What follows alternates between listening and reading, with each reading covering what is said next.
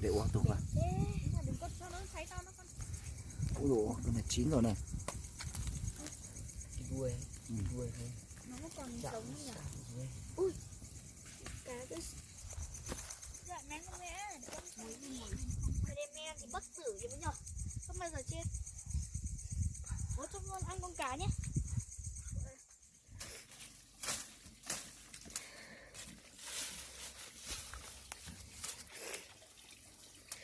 Ui. Thế à? Ui.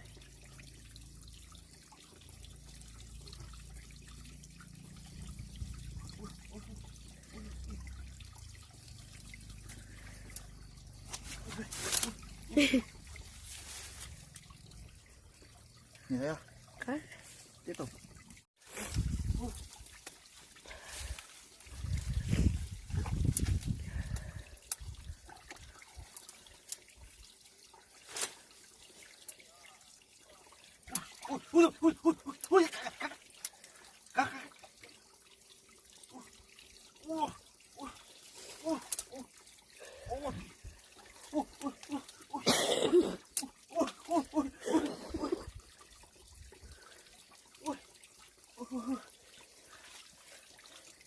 Các.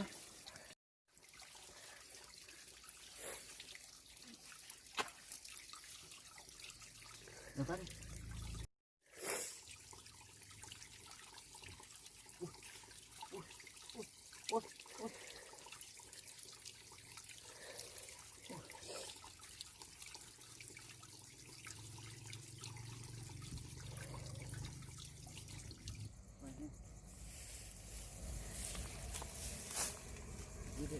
Tìm bao nhiêu củi này? Chưa thế này con bớ.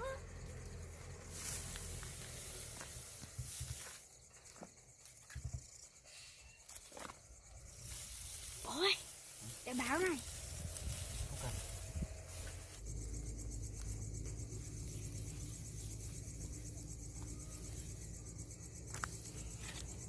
Con em bố rất giỏi nhé. Con củi đấy bố ơi. Đi sinh tồn được rồi đấy, sống sinh tồn được rồi đấy. Mắt con tinh lắm bố ơi. Thế à? Con lấy hai tay bắt không à? Ừ. Cầm riêng không? Hả?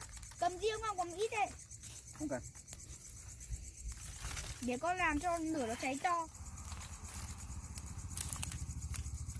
Thấy chưa? Con sinh tồn được chưa bố? Được đấy. Con kiếm hơi nhiều củi ở kia kìa. Con nhặt tiếp nha. Đầy lắm. Đầy. Con nước rồi con ơi. Chơi dâu thế à? Chè, cái thùng chè lọ, chỗ ở chỗ lọ. Làm bình thường đi. Làm.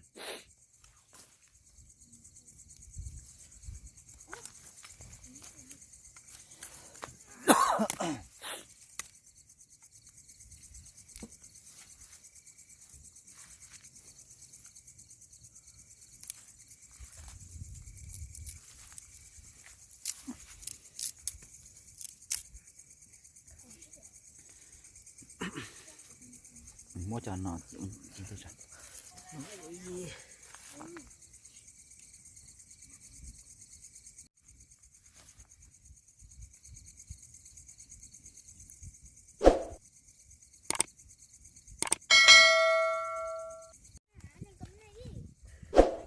không nói chuyện các con nhé.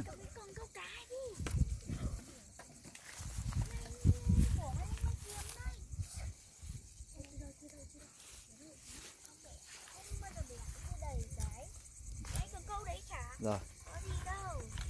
Xong cái này. Nào, cơm ấy đi này.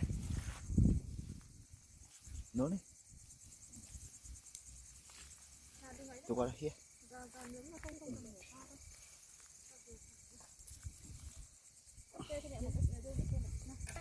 Đây là của múa này. Tôm hai.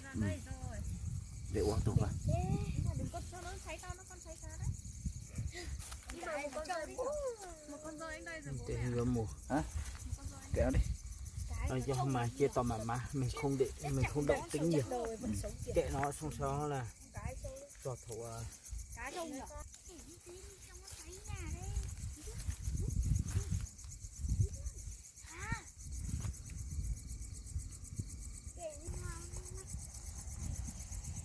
Để ra đầu này nó nhiều không.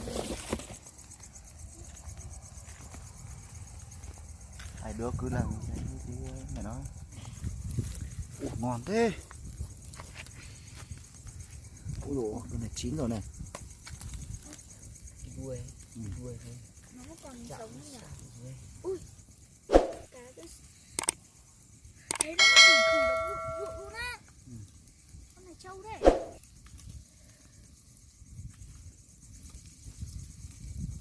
Đây mượn con này tí đã con. Ừ. Chào đấy.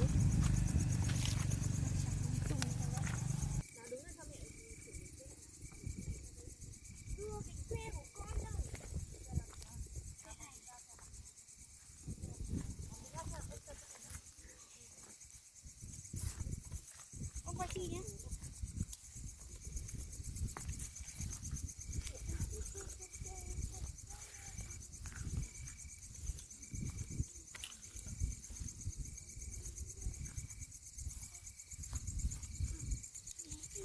Con đi rửa rau như vậy nhá.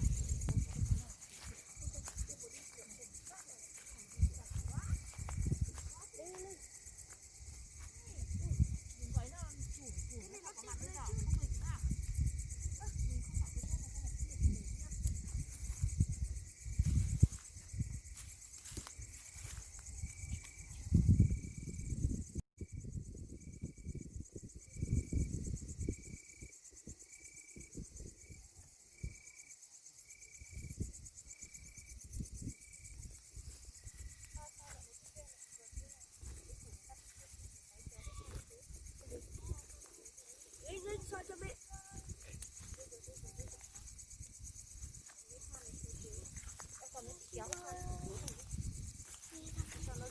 Chắc nhiều được thôi.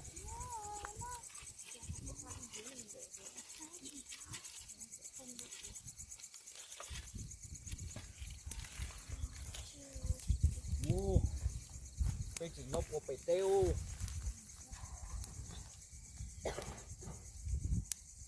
Ô, cái mà thấy chua xí cổ xí mà. Mua nhia. Đà. Bảo.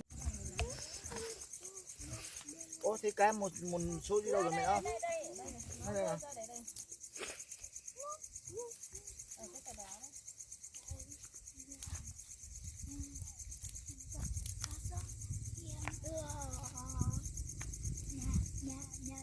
Cực gió. Quay thử vào đây coi. Đó, một số đó. Anh ơi.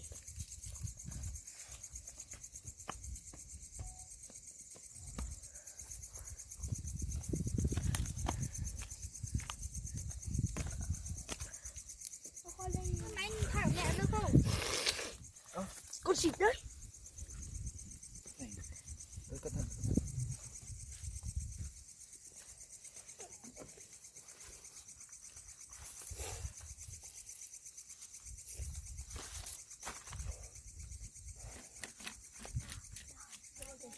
Ở đây làm gì? Đâu. Chuẩn bị ăn á? Ông con lấy gì đó?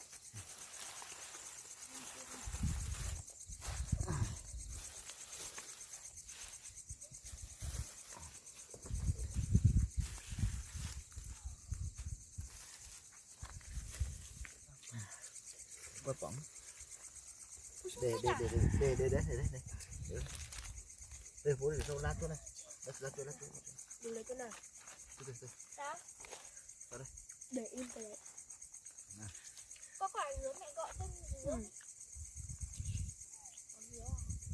Caramel thì lúc nào cũng thiệt thòi luôn. Caramel thì bất tử chứ nhở? Không bao giờ chết. Bố cho con ăn con cá nhé. Ăn cá nhé. Bố ăn cá nhá. Có chanh ở đây ngon biết bao nhỉ bố nhở? Không có chanh cơ.